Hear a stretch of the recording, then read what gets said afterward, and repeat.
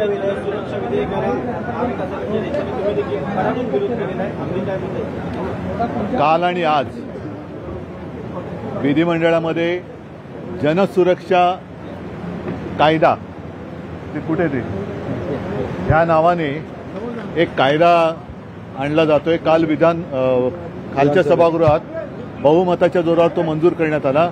साहजिकच आहे, सत्ताधारी पक्षाकडे पाशवी बहुमत आहे आणि त्याचा ते उपयोग किंवा दुरुपयोग करतायत. आमचा याला नेमका विरोध कशाला आहे हे जेवढे सदस्य आमच्याकडनं बोलले, मग अनिल परब आहेत, अभिजित आहेत, सचिन अहिर आहेत, आणखीन कोण बोललं होतं, तिघच जण बोलले. यांनी स्पष्ट शब्दात सांगितलेलं आहे सरकारने, म्हणजे आपण म्हणतो ना काय कथनी और करणी, त्याच्यामध्ये फरक आहे तसं दिसतंय. सांगताना ते सांगतात की नक्षलवादाचा बिमोड करायचा आहे, दहशतवादाचा बिमोड करायचा आहे, परंतु या बिलामध्ये, या कायद्याच्या जो काय मसुदा आहे त्याच्यामध्ये कुठेही नक्षलवाद किंवा दहशतवाद असा उल्लेख नाही आहे. सुरुवातीला फक्त कडवी डावी विचारसरणी, कडव्या डाव्या विचारसरणीच्या संघटना. आतापर्यंत मी कडवे वाल हा शब्द ऐकला होता, कडव्या डाव्या हा शब्द प्रयोग पहिल्यांदा ऐकतोय. डावा आणि उजवं याच्यामधला नेमका आता आपल्याला फरक करण्याची आवश्यकता आहे. साधारणपणे शिवसेना आणि त्यावेळेला भाजपा वगैरे आम्ही सोबत होतो. आम्हाला उजव्या विचार, कारण आम्ही धर्म मानणारे आहोत सगळेच, आणि सगळेच मला वाटतं धर्म मानणारे आहेत. डावी विचारसरणी खरं म्हणजे डावा आणि उजवा करण्याची गरज नाही, पण आपल्या संविधानाच्या प्रस्तावनेमध्ये जे काही लिहिलेलं आहे त्याच्यामध्ये सर्वसमावेशकता आहे, समानता, सामाजिक न्याय, व्यक्ती स्वातंत्र्य, आणि मोदीजींनी सुद्धा सबका साथ सबका विकास, म्हणजे ही डावी विचारसरणी आहे का उजवी विचारसरणी आहे हा फरक त्यातून कळत नाहीये. आम्ही या बिलावरती बोलताना जर देशविघातक शक्तींचा बिमोड करायचा असेल तर आम्हाला विचारण्याची गरज नाही. आम्ही नक्कीच सरकारसोबत आहोत, राहू आणि राहणार, त्याच्याबद्दल दुमत असण्याचं कारण नाहीये. परंतु तुम्ही राजकीय हेतूने प्रेरित जर का हे बिल आणत असाल, आणि तसं त्याला वास येतोय, कारण मी म्हटलं तसं की याच्यामध्ये कुठेही नक्षलवाद वगैरे वगैरे असं काही शब्दच नाहीये. मात्र धोकादायक जो शब्द आहे तो मी तुम्हाला मुद्दामून वाचून दाखवतो. हे केवळ आम्हालाच नाही तर तुम्हाला सुद्धा लागू होत आहे आणि तमाम जनतेला ते कधीही लागू शकतात. त्याच्यामध्ये जे म्हटलेलं आहे, बेकायदेशीर कृत्य याचा अर्थ एखाद्या व्यक्तीने किंवा संघटनेने केलेले जे सार्वजनिक सुव्यवस्था, शांतता व प्रशांतता यास धोका किंवा संकट निर्माण करते असे, किंवा जे सार्वजनिक सुव्यवस्थेमध्ये हस्तक्षेप करते किंवा ज्याचा हस्तक्षेप करण्याकडे कल आहे असे, किंवा वगैरे वगैरे म्हटलेले. ह्याच्यात कुठेही दहशतवाद, नक्षलवाद हा शब्द नाहीये. म्हणजे सर्वसामान्य जनतेला सुद्धा कधी कुठेही उचलू शकतात आणि तुरुंगात टाकू शकतात, जे आतापर्यंत चाललेलं आहे. पूर्वी जसं मिसा कायदा होता, जसा टाडा कायदा होता, तसंच हा आता जनसुरक्षा कायदा आणलेला आहे. मला असं वाटतं याचं नाव जनसुरक्षेच्या ऐवजी भाजपा सुरक्षा कायदा केला पाहिजे, कारण भाजपच्या विरोधात जो बोलेल तो जणू काही देशद्रोही आहे असा त्यांचा तो समज आहे.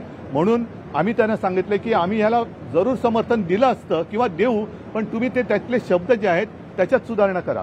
त्याच्यामध्ये स्पष्ट शब्दामध्ये देशविघातक कृती करणारे, देशद्रोही वगैरे वगैरे जे काय आहेत, नक्षलवादी, याचा उल्लेख करा आणि परत बिल आणा.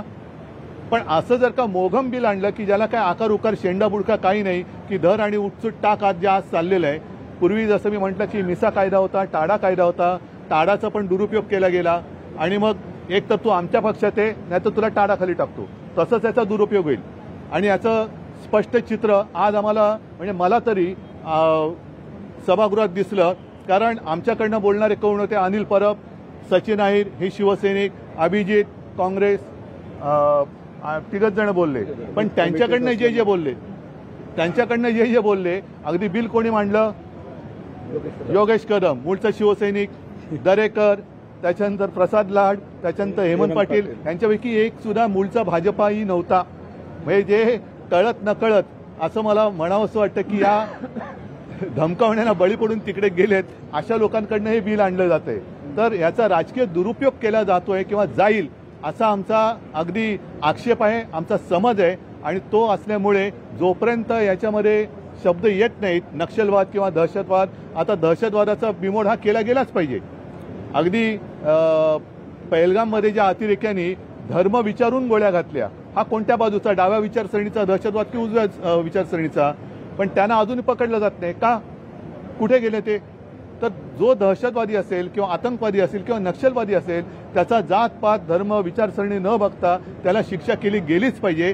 पण ह्या कायद्यांमुळे ते तेवढ्यापुरतं मर्यादित राहत नाही किंवा त्यांचा कुठे याच्यात उल्लेखच नाही. म्हणून आम्ही त्यांना सांगितले की याच्यात सुधारणा करा आणि आम्हाला न विचारता आम्ही तुम्हाला पाठिंबा देतो. ही एवढी स्पष्ट भूमिका आमची आहे.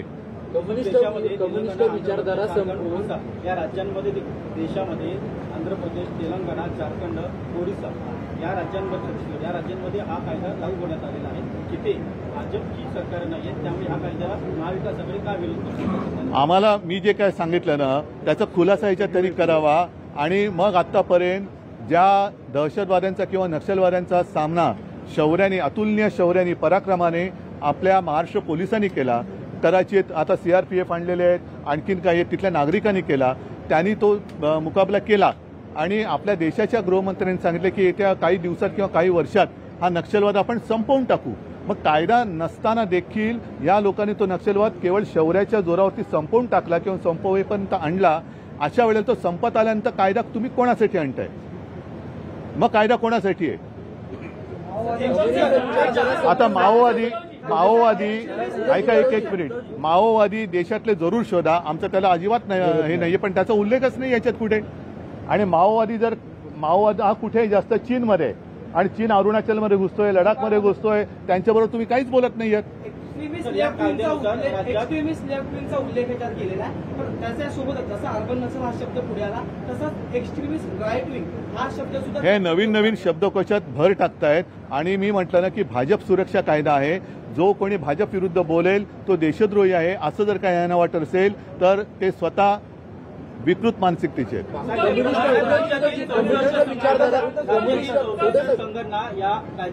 त्या 64 संघटनांची नावं जर तुमच्याकडे असतील आणि त्या देशविघातक कृत्य करत असतील असे पुरावे असतील तर तुम्ही त्यांच्यावर बंदी घालू शकता. त्यांच्याबद्दल कोणी तुमच्या आड येत नाही, पण अशा 64 संघटनांची नावं जाहीर करा. त्यांना आम्हाला सगळ्यांना कळू द्या की कोणासाठी 64 संघटनांपुरताचा कायदा आहे का. कारण जे मी म्हटलेलं आहे की सार्वजनिक म्हणजे उद्या आता आम्ही मोर्चा काढला, याचा अर्थ काय की बेकायदेशीर कृत्य, याचा अर्थ एखाद्या व्यक्तीने जे सार्वजनिक सुव्यवस्था, शांतता व प्रशांतता. म्हणजे आता परवा मराठी भाषा समितीने जो मुद्दा घेतला, आम्ही त्याच्यात सहभागी झालो. कारण मराठीवरती अन्याय झालं तरी हे असले कायदे हे त्यांच्यासाठी केलेत का, तुम्ही आमच्यासाठी केलेत का? आम्ही उतरलो रस्त्यावर आणि उतरणार. मराठीवरती अन्याय झालं तर आम्ही रस्त्यावरती उतरणार आणि ते उतरू नये म्हणून तुम्ही कायदा असा आणताय असा आमचा समज आहे.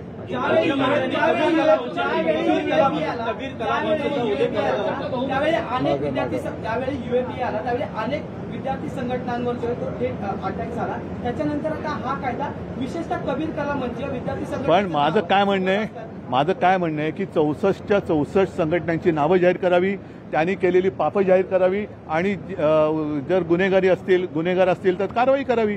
पण तुम्ही ह्याच्यामध्ये मोघम, ज्याला परत सांगतो की शेंडा बुडखा नसलेलं हे विधेयक आहे, ज्याला काही स्पष्टता नाहीये, चौकट नाहीये, आणि केवळ तुम्ही आम्हाला फसवून जनसुरक्षा म्हणत असाल तर उद्या तुम्ही कोणाला आत टाकाल आणि त्याच्यावरती तुम्ही आता हे सगळं चाललेलं आहे.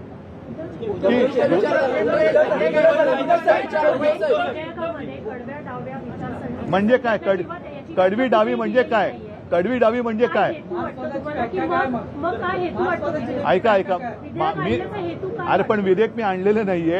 हेच तुम्ही जे विचारताय तेच मी विचारतोय त्यांना की कडवी डावी उजवी, कडवी उजवी, मग मधली डावी, मधली उजवी म्हणजे काय नेमकं ते सांगा ना.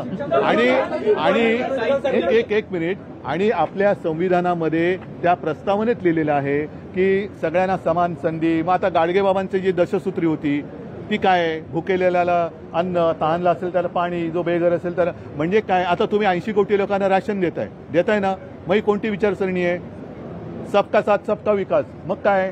मग तुम्ही याच्यामध्ये बिलामध्ये तसा स्पष्ट उल्लेख करा, आम्ही देतो पाठिंबा. पण तुम्ही काही त्याच्यामध्ये नसताना मोघम बिल आणाल आणि देशप्रेमाचे उमाळे आलेले दाखवाल तर हे देशप्रेम तुमचं खोटं आहे, झूट आहे. कम्युनिस्ट विचारधारा संपून बाळासाहेबांनी शिवसेना वाढवली. एक मिनिट.